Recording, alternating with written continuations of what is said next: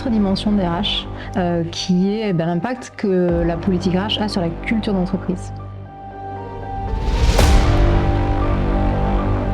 J'ai vu beaucoup de souffrance au travail, beaucoup de désengagement, qui n'était jamais dû au fait que les personnes ne maîtrisaient pas leurs compétences, sur les compétences nécessaires à tenir leur poste, mais qui était toujours dû au fait qu'elles n'étaient pas bien dans leur environnement de travail.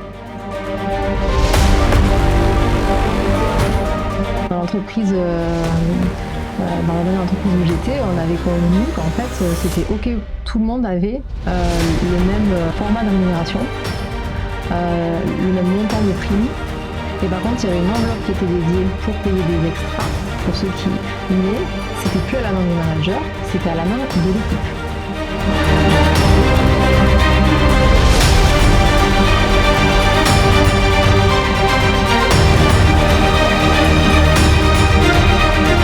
J'ai appris récemment qu'il y a 2 études qui ont été faites à 80 ans de différence. 2 ont abouti au même résultat. Le facteur numéro 1 de performance d'une équipe, c'est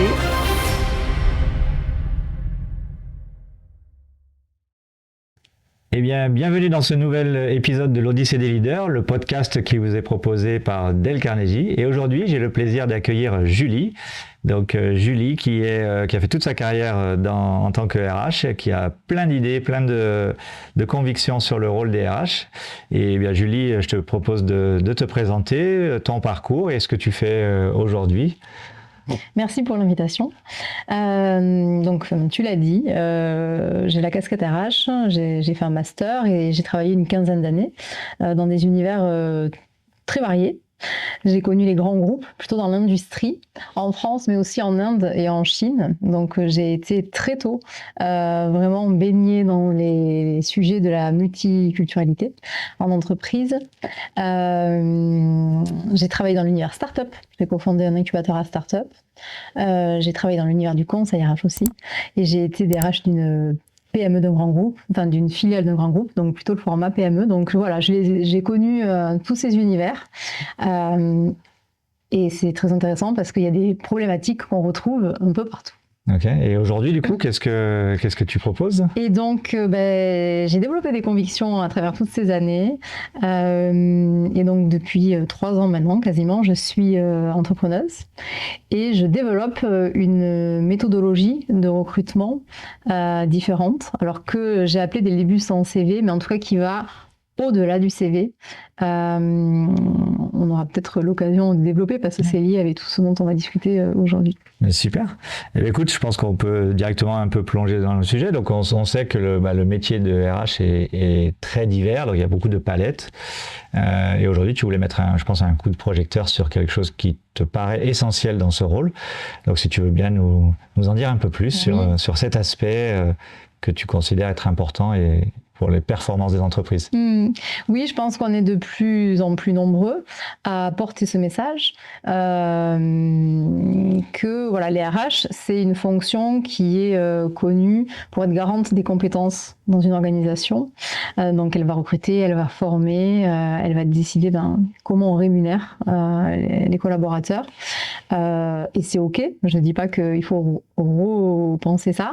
Par contre, qu'il y a une autre dimension des RH qui est peut-être moins technique, moins visible, moins tangible, mais indispensable, qui est l'impact que la politique RH a sur la culture d'entreprise. Et ça, c'est typiquement les sujets de leadership développés par Dale Carnegie, c'est très en lien. Et c'est voilà, quel est le rôle des RH dans ça, comment les RH collaborent aussi avec le reste de l'organisation, la direction, les managers, les leaders, pour faire évoluer cette culture d'entreprise. C'est vraiment des sujets qui, malheureusement, sont souvent inexistants dans les petites structures.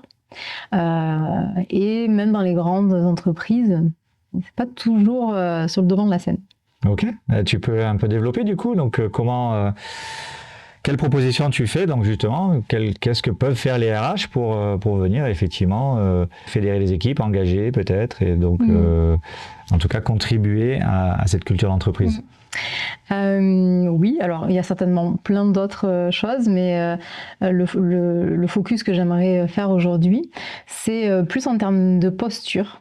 Les RH, on peut très vite être noyés sous plein de dossiers, tous plus urgents les uns que les autres, et donc avoir un métier très back-office, en tout cas dans le sens plein de choses à faire, en plus confidentiel, et donc perdre la proximité, la connexion avec le terrain.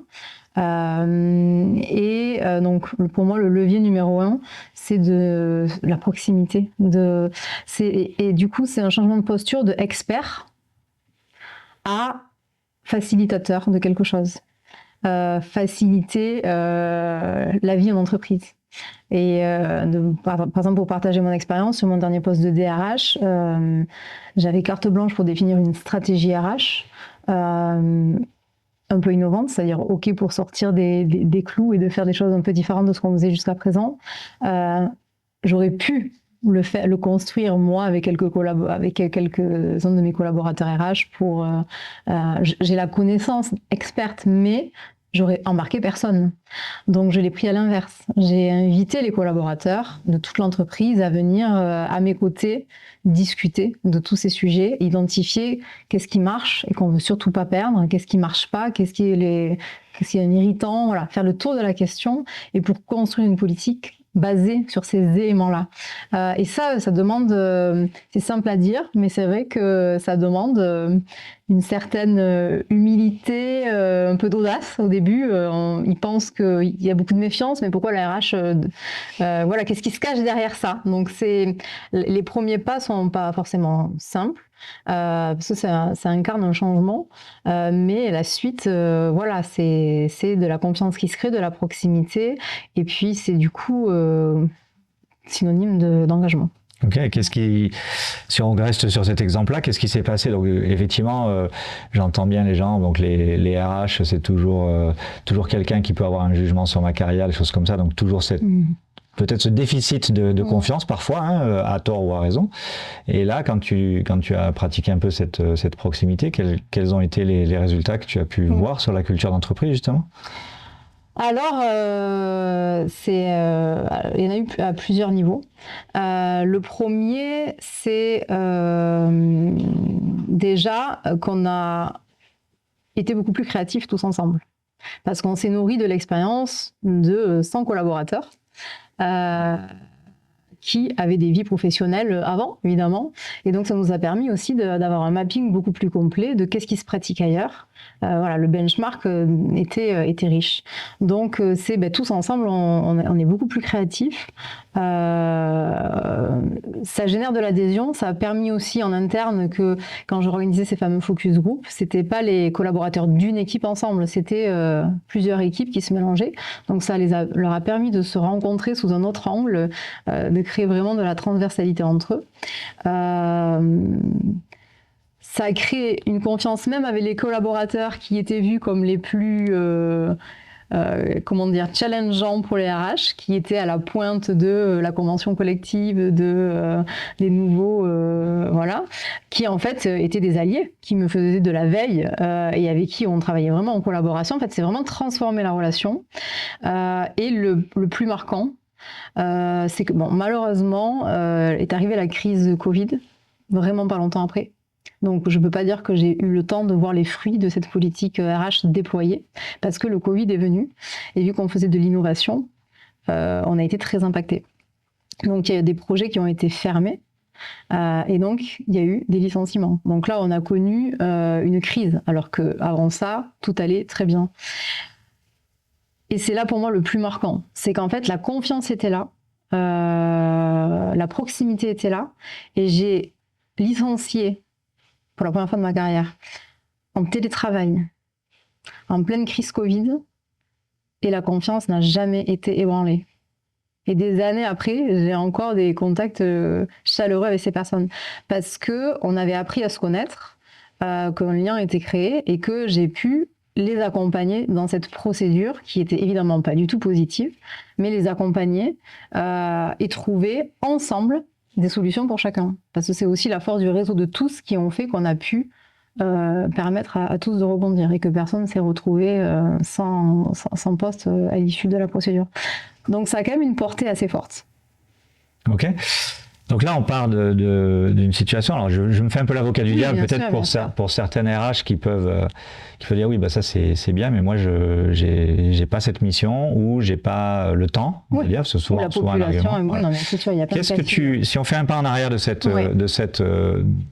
ce constat, de ce succès, quels conseils tu pourrais en tirer pour justement quels peuvent être les premiers pas peut-être pour des RH qui sont intéressés d'effectivement changer un peu cet état d'esprit dans lequel on leur demande de travailler? Alors, je suis assez convaincue que ce qui est le plus puissant, c'est d'apporter des changements par petits pas à pas. Là, pour le coup, c'était simplifier ma mission parce que j'arrivais et ma carte de mission était de mettre en place une nouvelle stratégie RH.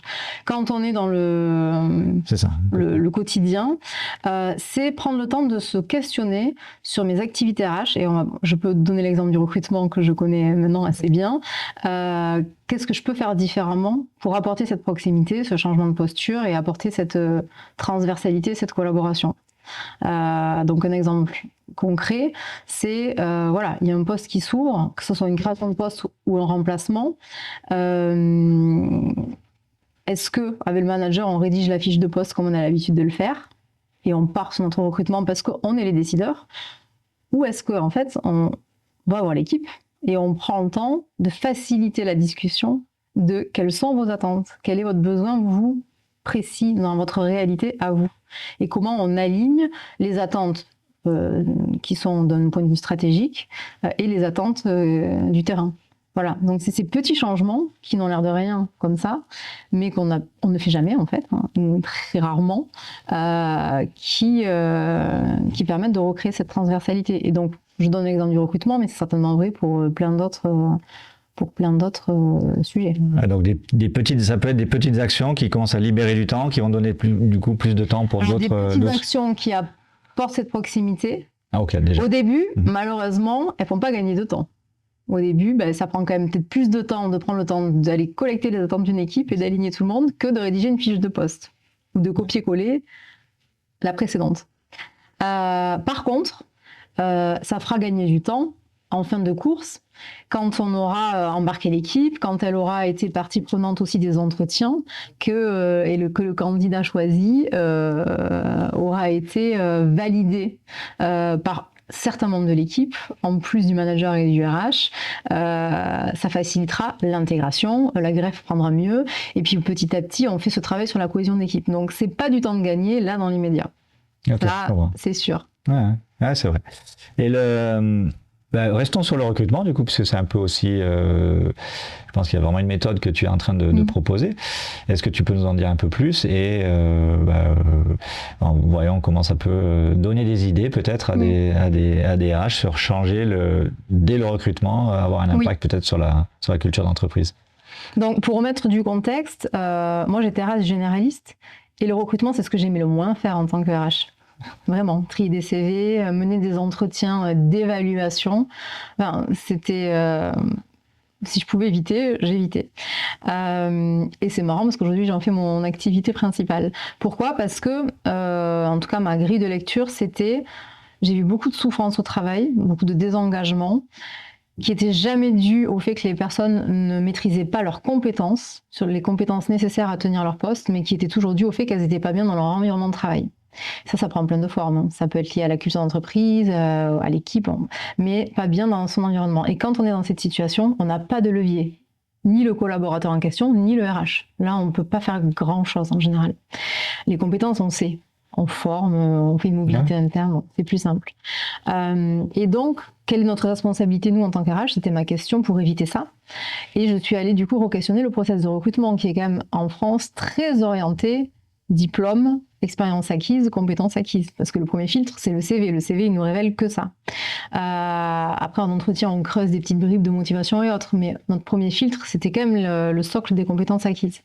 Donc voilà un peu la genèse. Et donc, je suis allée re-questionner en me disant, si j'oublie le cadre établi, comment on peut reconstruire un processus de recrutement, faire un pas de côté, plusieurs petits pas de côté qui nous permettent d'avoir un sourcing plus pertinent et une analyse plus fine pour faire garantir une compatibilité au-delà des compétences, en termes de valeurs, de mode de fonctionnement. On a tous des besoins en tant qu'individus particuliers, et donc il faut s'assurer qu'ils vont être à minima respectés dans telle organisation, sinon on va souffrir et s'adapter. Voilà. Donc il y a sans rentrer dans les détails, il y a 3 ou 4 principes fondamentaux dans cette approche. Déjà, c'est de dire, on re-questionne le besoin avec l'équipe, ce qui nous permet d'avoir plein d'éléments plus proches de la réalité terrain. En psychologie du travail et de l'organisation, on appelle ça le travail réel, pas le travail prescrit théorique d'une fiche de poste. Ça nous permet d'ailleurs de rédiger une annonce qui se différencie des autres parce qu'elle est beaucoup plus précise. Elle va parler des interactions, elle va parler elle va être plus pointue. Et puis on va du coup aller chercher pas le type de profil recherché, mais vous allez être bien sur ce poste si. Et là, il y a beaucoup plus de candidats qui vont pouvoir se dire, là, je m'y reconnais, même si je remplis pas toutes les cases, que j'ai pas fait ça pendant 5 années consécutives, mais ça me parle. C'est un contexte qui me parle, j'ai déjà fait ça, voilà. Donc, on va déjà récolter des candidatures de talents un peu cachés, qui en temps normal n'auraient pas postulé. Et ensuite, le deuxième fondamental, c'est de se dire, comment on trie? Est-ce que c'est le CV? Pas forcément, ou alors le CV avec autre chose. Et là, le plus pertinent de ce que j'ai trouvé parmi toutes mes recherches, c'est d'aller questionner la motivation, mais pas en demandant une lettre de motivation, encore moins à l'heure de ChatGPT, en allant demander aux candidats de produire quelque chose. Donc, vous leur posez une question à jauger en fonction de chaque poste, qui va leur demander quand même de se poser un minimum d'introspection et de livrer une part d'eux. Et en vidéo, à l'écrit, peu importe le format, libre, et de dire, voilà, on sait qu'il n'y a pas tous les candidats qui vont répondre, qui vont aller jusque-là, mais par contre, tous ceux qui vont aller jusque-là, il y a une promesse, c'est qu'on va prendre le temps de les rencontrer. Ça remet de la justice procédurale, de l'équité dans le process, et puis on va chercher les personnes qui sont vraiment motivées. Okay. Et ça se révèle assez pertinent. Mais c'est pareil, ça prend du temps de mettre en place tout ça, cette nouvelle ingénierie. Donc c'est pour ça qu'il y a quand même des freins en entreprise pour changer, parce que le CV, il nous rassure. Cela dit, c'est une fausse sécurité, parce que les études prouvent que la prédictivité d'un CV est presque nulle. Et puis, il nous fait gagner du temps. C'est quand même, on le trie en quelques demi-secondes. Donc voilà. Le troisième point important, c'est la posture en entretien. C'est est-ce qu'on va vraiment à la rencontre de l'autre, ou est-ce qu'on est dans un cadre très formel, on se présente en tant que DRH ou manager, point. Voilà. Et tout le cadre, la façon dont on se présente, la typologie de questions qu'on pose, à quel point on s'est préparé nous en tant que recruteur, tout ça, ça joue énormément. Donc c'est l'art de la rencontre qu'on peut faire évoluer. Ouais, c'est intéressant. On sait qu'on est à l'heure de l'IA. Tu vas parler de ChatGPT. On entend. C'est un peu à contre-courant. Ouais, exactement. Et surtout. C'est un peu à contre-courant. J'entends des gens et je le comprends qui disent l'efficacité d'une IA, ça va être par exemple de me sortir dans une base de CV qui est large, que j'ai accumulée, ils vont me sortir les profils, etc. Donc c'est intéressant de se dire il y a peut-être à mettre son énergie un peu ailleurs. Donc j'en reviens à la culture d'entreprise. En fait, une des convictions que j'ai développées, c'est que la collaboration, on n'est plus du temps de la subordination, ça je pense que ça va choquer personne. Donc c'est une collaboration qu'on espère sur du long terme, parce qu'on en a marre des personnes qui partent au bout de 18 mois. Elle commence dès la phase de l'entretien à se construire cette relation.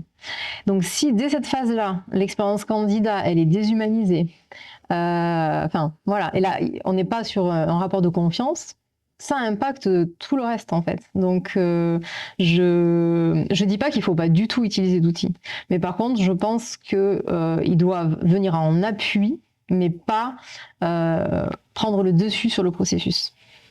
Il y a des outils super pour aller plus loin dans l'analyse d'un mode de fonctionnement, d'une personnalité, mais ils doivent s'inscrire dans un cadre humain où on va prendre un temps de débrief, où on va cheminer ensemble de pourquoi ça le fait ou ça le fait pas, ça peut ou pas aboutir. Donc c'est un peu à contre-courant en effet, parce que Quand tu parles d'outils, là, est-ce que tu fais, par exemple, quelle est la place dans cette méthode que tu proposes, des tests de personnalité, justement, pour faire, alors encore une fois, le test, pas celui qui est juste pour dire, ah ben vous êtes ci, donc mais le test de personnalité qui permet à la personne de faire peut-être une introspection et surtout au recruteur, donc par exemple au chef de service ou au futur manager. Quelque chose de la matière éclairée. C'est des choses que tu utilises, que tu recommandes? C'est des choses que j'utilise souvent entre le premier et le deuxième rendez-vous. C'est-à-dire, on a eu un premier rendez-vous où on a pris le temps de se connaître, de raconter le parcours de vie, de creuser les aspirations, ce que la personne veut, ne veut pas, de parler de l'entreprise, etc. On s'arrête là. La personne passe un test qui ne dure pas 1h30, dans l'idéal. Et ensuite, par contre, s'il y a test, pour moi, c'est inévitable, il y a des briefs. On apporte quelque chose à la personne. Et encore une fois, c'est des briefs au regard de ce qu'on propose, de l'environnement de travail qu'on propose. Donc la personne, elle se nourrit aussi elle peut se projeter. On lui donne des éléments pour se projeter et elle aussi évaluer est-ce que ça va me correspondre ou pas, au-delà du salaire, du titre de poste, de la réputation qu'elle s'est faite de l'entreprise. Donc oui, il y a des outils qui peuvent intervenir. Même des serious games, il y a plein de choses qui peuvent être mises en place. D'accord. Mais il faut veiller à ce que ça... J'aime bien la notion de réciprocité. Si l'employeur gagne de l'info, le candidat doit en gagner aussi. Ouais, intéressant. Super. Du coup, donc là, on a fait un zoom sur l'aspect recrutement. Est-ce qu'il y a d'autres endroits où tu penses que le rôle du RH peut venir influencer la culture d'entreprise, la performance, le vivre ensemble? Est-ce que... Totalement. Tous les sujets de rémunération, de comment on évalue la performance, c'est des sujets centraux dans une entreprise allons-y, qui vont venir tendre ou pas les relations de travail. Donc, entre collègues, entre services. Donc, en fait, tous les sujets RH, façonnent chacun à leur façon la culture d'entreprise. Donc c'est pour ça que je parle de posture, parce que je prône pas qu'il y a une seule façon de faire. Je prône juste par contre que on devrait remettre une intention sur le fait que les RH puissent dégager du temps et de l'énergie pour en plus ce pourquoi elles ou ils ont décidé de faire ce métier, être au plus proche de l'humain. Et malheureusement, à l'heure de la digitalisation, où tout va très vite, où le marché est en perpétuelle mutation, donc voilà, la vie de l'entreprise permet ça de moins en moins. Donc... peut-être un sujet qui me tient à cœur, du coup, puisque tu l'as mentionné, j'aimerais que parlons un peu des entretiens annuels, de l'évaluation de la performance, puisque en tant que formateur, c'est un sujet qui revient. Je pense que c'est un sujet pour les managers qui est difficile. D'autant plus difficile qu'il est... justement, il n'est pas intégré dans un processus plus global, quoi. Si c'est entre guillemets un devoir, je dois faire un entretien annuel et puis je me réveille la veille et je livre ma copie, ça peut virer vraiment, pour l'avoir vécu, et moi même en étant très maladroit sur cet exercice. Est-ce que tu aurais des recommandations, des choses qui marchent, que tu as pu éprouver sur rendre cet exercice. Encore une fois, j'aime bien cette réciprocité. C'est pas je t'évalue, c'est aussi une discussion. T'en es où par rapport à l'entreprise? T'en es où? Donc je sais pas, est-ce que tu as des petits apprentissages à livrer? Encore une fois, je reviens sur le côté de l'idéal, c'est d'avoir pu questionner ensemble quel est le cadre, quelles sont nos règles. Est-ce qu'on veut plus des objectifs individuels, collectifs, un mix? Qu'est-ce qui vous semble faire? Dans l'entreprise, dans la dernière entreprise où j'étais, on avait convenu qu'en fait, c'était OK, tout le monde avait le même format de rémunération, le même montant de prime. Et par contre, il y avait une enveloppe qui était dédiée pour payer des extras, pour ceux qui... Mais c'était plus à la main du manager, c'était à la main de l'équipe. C'est l'équipe qui pouvait dire « Oh bah là, David, il a fait un super job, techniquement ou en termes d'apport humain à l'équipe, on veut le rétribuer pour ça. » Super. Mais ça, si ça avait été décidé par la direction, ça n'aurait pas forcément pris. Parce que c'est un changement tellement grand pour des collaborateurs qui sont issus de grands groupes et qui ne fonctionnent qu'ils ne se le seraient pas forcément approprié, et ça aurait pu être source de frustration. Mais parce que ça avait été décidé par le collectif et qu'il y avait le droit à l'erreur, c'est-à-dire on tente et puis on va faire on va évaluer si ça, on va tester, est-ce que ça va, ça marche pas, qu'est-ce qui marche, donc il y avait cette ouverture possible. Alors on a trouvé un format qui au final convenait. Mais c'est pareil, ça se fait pas en 15 jours. Donc déjà, il y a ce côté de en faire des parties prenantes en fait. Et puis après, être à l'écoute des besoins. C'est pas simple, je pense, pour un manager de dire je suis pas à l'aise à faire des entretiens individuels, des entretiens professionnels. C'est pas simple. Donc c'est comment on accompagne au mieux. Parce que oui, c'est un exercice pas simple. Surtout si on subit les règles et que on trouve qu'elles sont très compliquées à suivre. Donc, En tout cas, pour ce qui me concernait, c'était de répéter celles qu'on avait appliquées, quoi, quelque part. Elles n'étaient pas formalisées, donc je refaisais plus ou moins ce que... Voilà. Et donc, c'est une cascade.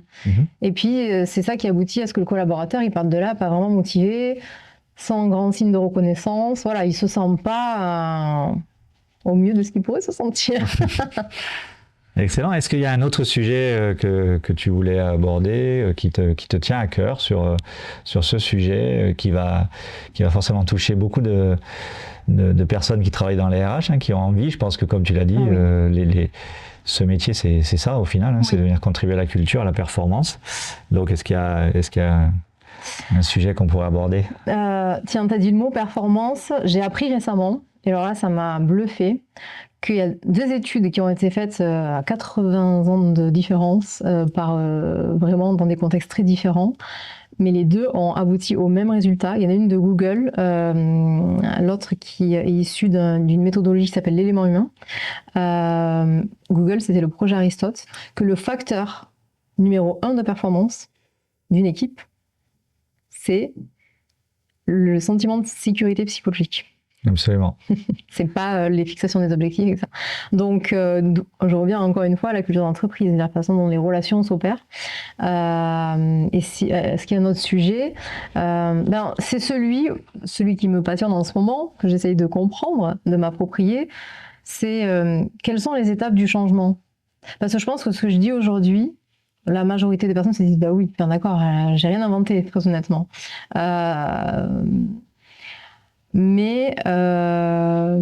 Donc comment on passe de la conviction à oui, mais on s'y met quand même. On ose tenter, on change nos habitudes. Ça, c'est pas simple.